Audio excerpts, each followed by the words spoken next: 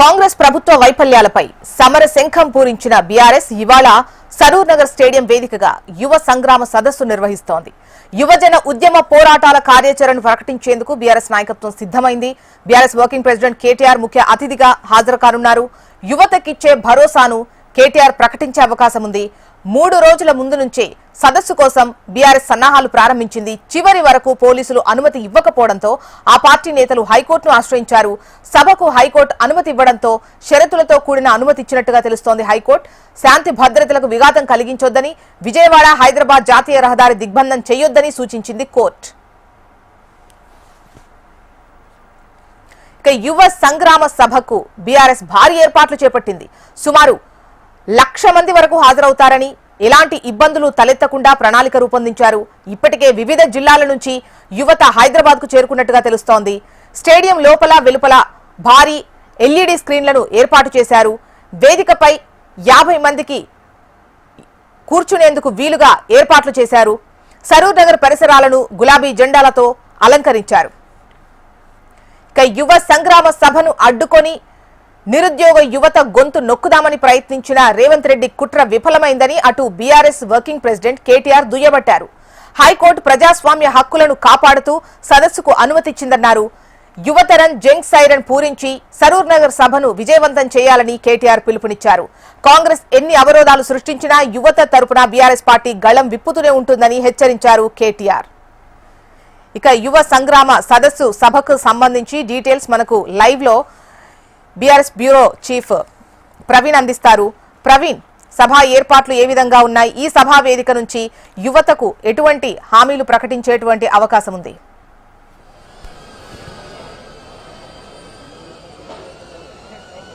ఇది చూసినా కాసేపట్లోనే కేటీఆర్ ఆ సభ వద్దకు కూడా చేరుకోబోతున్నారు. ఈ సభా వేదిక నుంచి కూడా యువ సంగ్రామ ఆ సదస్సు వేదిక నుంచి కూడా నిరుద్యోగులకు సంబంధించిన దానిపైన కూడా ఆ బీఆర్ఎస్ పార్టీ వర్కింగ్ ప్రెసిడెంట్ ఎలాంటి హామీలు ఇవ్వబోతున్నారనే దానిపైన కూడా ఆసక్తి అయితే రేపుతుంది. కాంగ్రెస్ ఎన్నికల మేనిఫెస్టోలో ఇచ్చిన ఆ ప్రకారం 2 లక్షల ఉద్యోగాలు అవుతున్నాయి. వాటన్నిటిని కూడా ఇప్పటివరకే ఫుల్ఫిల్ చేయలేదు. 2 లక్షల ఉద్యోగాలకు సంబంధించినంతవరకు మాత్రం ఇప్పటివరకే కాంగ్రెస్ నిలబెట్టుకోలేదు. కాబట్టి ఈ సభా వేదిక నుంచి కూడా నిరుద్యోగుల పక్షాన కూడా ఆ బీఆర్ఎస్ పార్టీ పూర్తి స్థాయిలో ఒక క్లారిటీ ఇవ్వాలని చెప్పేసి కూడా ఇప్పటివరకే ఆ నిర్ణయం తీసుకున్నట్టు సమాచారం. అందులో భాగంగానే కాసేపట్లోనే ఆ BRS party working president KTR ఇక్కడికి రాబోతున్నారు. దానికి సంబంధించి కూడా నిరుద్యోగులకు ఆ స్టేజ్ పైన మాత్రమే నిరుద్యోగులకు కూర్చోవాలి. బీఆర్ఎస్ పార్టీకి సంబంధించిన నేతలు ఎవరు కూడా స్టేజ్ పైన కూర్చోవద్దు, నిరుద్యోగులతో కూడా మాట్లాడించాలని చెప్పేసి కూడా బీఆర్ఎస్ పార్టీ ఇప్పటివరకే నిర్ణయం తీసుకుంది. స్టేజ్ పైన ఆ నిరుద్యోగులకు సంబంధించిన మాత్రం ఏ విధంగా వాళ్ళు ప్రసంగాలు ఉండబోతున్నాయనే దానిపై కూడా ఇప్పటివరకే ఆసక్తి అయితే రేపుతున్న సిచ్యువేషన్ అయితే కనిపిస్తుంది. నిరుద్యోగులకు సంబంధించిన దానిపై కూడా మనతో మాట్లాడడానికి ఆ బీఆర్ఎస్ పార్టీ ఇబ్రహీంపట్నం యువ నాయకులు ఉన్నారు.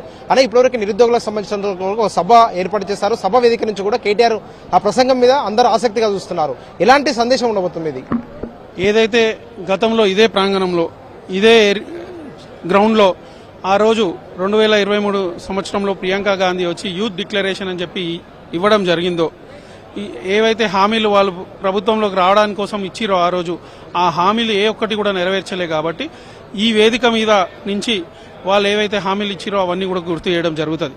ప్రభుత్వం పైన ఒత్తిడి తీసుకురావడం జరుగుతుంది. తర్వాత ఇక్కడి నుంచి మా కార్యాచరణ రూపొందిస్తాం. ప్రభుత్వానికి కొద్దిగా సమయం ఇవ్వాలి అని చెప్పి గత 30 నెలల నుంచి మేము వెయిట్ చేయడం జరిగింది. ఇంకా ఇస్తారు, నోటిఫికేషన్లు ఇస్తారు, లేదా యువకులకు విద్యార్థులకు న్యాయం చేస్తారు అని చెప్పి మేము ఎంతో ఆశించినాం. కానీ ప్రభుత్వం ఎలాంటి కూడా వాళ్ళు చర్యలు తీసుకోవడం ఆ విధంగా చర్యలు లేవు. కాబట్టి ఎట్టి పరిస్థితుల్లో ఈ ప్రభుత్వాన్ని ప్రజల్లో ఎండగట్టాలని చెప్పి ఈ రోజు ఈ వేదిక మీద నుంచి కేటీఆర్ గారు రాష్ట్ర వ్యాప్తంగా ఉన్న నిరుద్యోగ యువతకు కానీ విద్యార్థులకు కానీ అందరికీ కూడా పెద్ద ఎత్తున ఒక సందేశం ఇవ్వబోతున్నారు.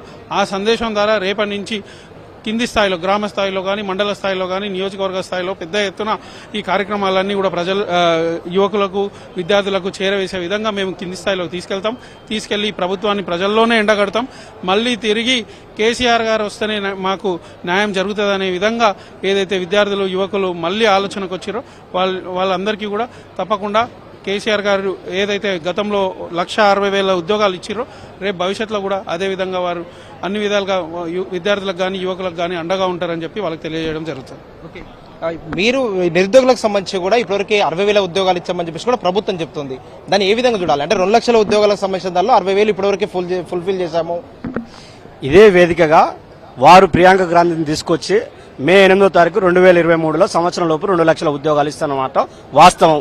తర్వాత వీళ్ళు ఈ 31 నెలలు ఇచ్చినటువంటి ఉద్యోగాలు ఏంటి అంటే కేవలం ప్రభుత్వం ఏర్పడ్డాక వాళ్ళు ఫైనాన్షియల్ ఆర్థిక శాఖ నుంచి అప్రూవల్ తీసుకుని ఇచ్చినటువంటి ఉద్యోగాలు ఏంటంటే 16,900 ఉద్యోగాలు మాత్రమే. గత ప్రభుత్వం బీఆర్ఎస్ పార్టీ అధికారంలో ఉన్నప్పుడు వారు ఇచ్చినటువంటి నోటిఫికేషన్ కావచ్చు, వారు పెట్టిన ఎగ్జామ్స్ కు వీళ్ళ ప్రభుత్వం వచ్చినాక ఆర్డర్లు ఇచ్చి మేమే ఉద్యోగాలు ఇచ్చిన 60,000 పైన అని చెప్పి వీళ్ళు చెప్పుకుంటారు. ఎలా గత ప్రభుత్వం ఇచ్చినటువంటి ఉద్యోగాలు మీరు ఎట్లా ఇస్తారు?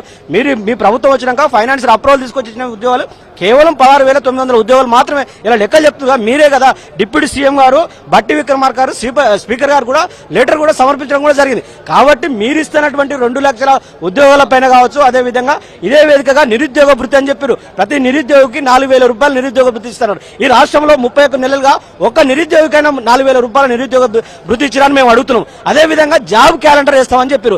జాబ్ లెస్ క్యాలెండర్ గా ప్రకటించి జాబ్ క్యాలెండర్ అంటే ఏ విధంగా ఉండాలి, ఏ డిపార్ట్మెంట్ లో ఎన్ని ఖాళీలు ఉన్నాయి, ఆ ఖాళీలను ఏ విధంగా ఏ డేట్ల ద్వారా ఫిలప్ చేస్తామని జాబ్ క్యాలెండర్ వేయాలి. కాబట్టి వాటన్నింటినీ కూడా ప్రశ్నించడానికి బీఆర్ఎస్ పార్టీ యువజన విభాగం యూత్ విభాగం ఆధ్వర్యంలో ఈ రోజు ఈ సరూనగర్ వేదికగా నిరుద్యోగులకు అండగా ఖచ్చితంగా వాళ్ళు వేస్తున్నటువంటి పోస్టులు అన్నింటికి ఇలా మా BRS party working president KTR గారు రావడం జరుగుతుంది.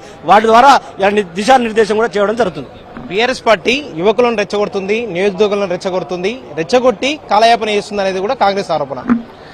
బీఆర్ఎస్ పార్టీ యువకులను రెచ్చగొడుతుంది, నిరుద్యోగులను రెచ్చగొడుతుందనే ముందు ఇదే వేదికగా గతంలో ప్రతిపక్షంలో ఉన్న కాంగ్రెస్ పార్టీ ఈ 2023 మే 8 నాడు పిసిసి అధ్యక్షుడు ఉన్న రేవంత్ రెడ్డి అదేవిధంగా వాళ్ళ అగ్రనాయకురాలైన ప్రియాంక గాంధీని తీసుకొచ్చి ఈ వేదిక ద్వారా ఏమని చెప్పాడు?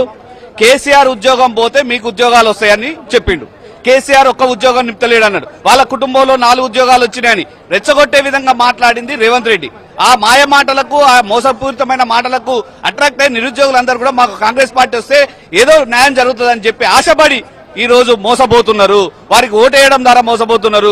నిరుద్యోగుల ఓట్లన్నీ ఏపించుకొని రేవంత్ రెడ్డికి ముఖ్యమంత్రి ఉద్యోగం వచ్చింది తప్పించి ఈ నిరుద్యోగులకు ఎక్కడ కూడా ఉద్యోగాలు రాలేదు.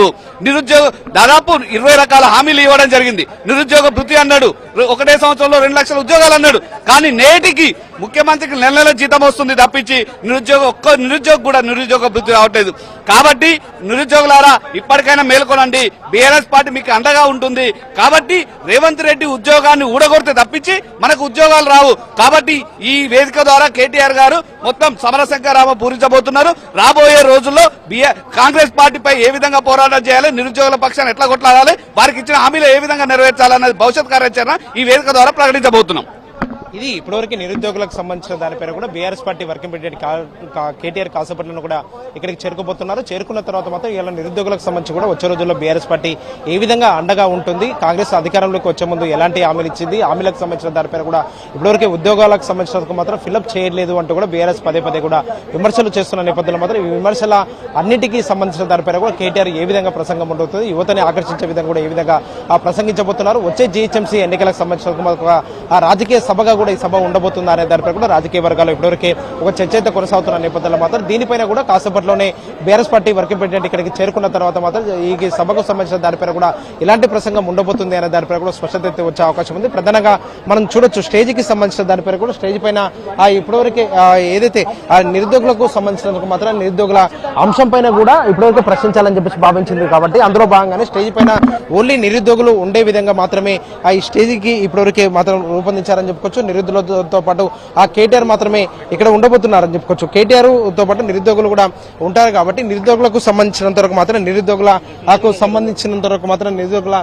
పక్షాన ఏ విధంగా దీనికి సంబంధించిన దానిపై కూడా నిరుద్యోగుల అందరికీ సంబంధించి కూడా ఒక హామీలు ఇవ్వబోతుంది పార్టీ అనే దానిపై కూడా స్పష్టత అయితే రావాల్సిందని చెప్పుకోవచ్చు. నిరుద్యోగుల విషయంలో కూడా బీఆర్ఎస్ పార్టీకి సంబంధించినంత వరకు మాత్రం ఒక కార్యాచరణ కూడా సిద్ధం చేసుకుంటాము. కార్యాచరణకు సంబంధించిన దానిపై కూడా ఏ విధంగా ఉండబోతుంది అనే దానిపై కూడా ఇప్పటివరకు ఒక క్లారిటీ అయితే రావాల్సిందని చెప్పుకోవచ్చు. నిరుద్యోగులకు సంబంధించినంత వరకు మాత్రం పూర్తి స్థాయిలో మాత్రం బీఆర్ఎస్ పార్టీ ఏదైతే గతంలో హామీలు ఇచ్చిందో హామీలకు సంబంధించిన దానిపైన మాత్రం పూర్తి స్థాయిలో మాత్రం నెరవేర్చాం. కానీ కాంగ్రెస్ అధికారంలోకి వచ్చే సమయంలో మాత్రం ఇచ్చిన ఎన్నికల హామీలకు సంబంధించినంత వరకు మాత్రం వాటన్నిటిని కూడా పూర్తి చేయలేకపోయింది అనే దానిపై కూడా బీఆర్ఎస్ అయితే పదే పదే కూడా విమర్శలు కూడా గుప్పిస్తున్న సిచ్యువేషన్ అయితే కనిపిస్తుంది. కాసేపట్లోనే కేటీఆర్ ఇక్కడికి చేరుకుంటారు కాబట్టి కేటీఆర్ చేరుకున్న తర్వాత మాత్రం బీఆర్ఎస్ పార్టీకి సంబంధించిన నేతలు ఎవరు కూడా ఆ స్టేజ్ పైన ఉండొద్దు అని చెప్పేసి కూడా ఇప్పటివరకే సూచనలు అయితే చేశారని చెప్పుకోవచ్చు. నిరుద్యోగులు మాత్రమే స్టేజ్ పైన ఉండాలి. నిరుద్యోగులకు సంబంధించిన మాత్రం నిరుద్యోగులు ఎవరైతే ఆ స్టేజ్ పైన ఉంటారో వారందరినీ సంబంధించినందుకు మాత్రం నిరుద్యోగులు ఎవరైతే వారు మాట్లాడే విధంగా మాత్రమే ఇవాళ స్టేజ్ ని కూడా ఏర్పాటు చేసిన సిచ్యువేషన్ అయితే కనిపిస్తుందని చెప్పుకోవచ్చు. ఇవాళ ఆ స్టేజ్ పైన కూర్చున్న తర్వాత మాత్రం నిరుద్యోగులు ఎలాంటి ప్రసంగం ఉండబోతుంది అనే దానిపై కూడా ఆసక్తి రేపుతుందని చెప్పొచ్చు. బీఆర్ఎస్ పార్టీకి సంబంధించినందుకు మాత్రం ఏ విధంగా ఆ నిరుద్యోగుల పక్షాలు ఉంటుంది, నిరుద్యోగులకు సంబంధించినందుకు మాత్రం ఎలాంటి హామీల వర్షం కురిపించబోతున్నారు అనే దానిపై కూడా స్పష్టత అయితే రావాల్సింది. చూసినాం.